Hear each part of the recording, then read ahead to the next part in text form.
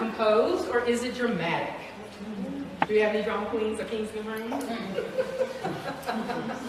It's amazing how even the most calm individual can turn into someone who's doing this and this and this under the right circumstances, right?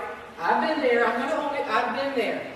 The right buttons are pushed at the right moment at the right time, and next thing you know, we're animated, for lack of a better word, okay? We're animated, right? So that's something that we have to work on as well. If we happen to be someone whose trigger is easily pushed, so that we go from 0 to 50, I'm going to say 0 to 50, that's a, you know, instead of 0 to 100. 0 to 50, you know, the drop of a hat, or at the provocation of certain things, we need to work on that. Because as soon as we do that, we've lost the ability to reason. We've lost the ability to have a good conversation that can result in resolution. And oh, by the way, if that other person is the same way, oh my, as a human resources person, I can tell you where that goes, right?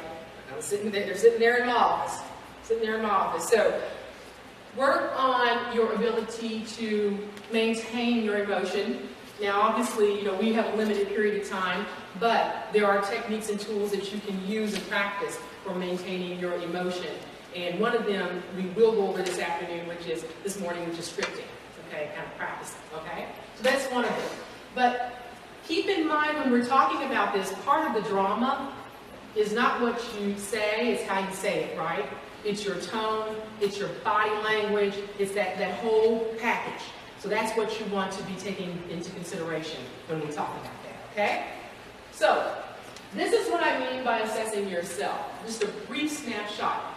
Take some time, not a minute or two, before you go and talk with somebody. Take some time and evaluate yourself, okay? And that way you can go with clean conscience and go into this conversation.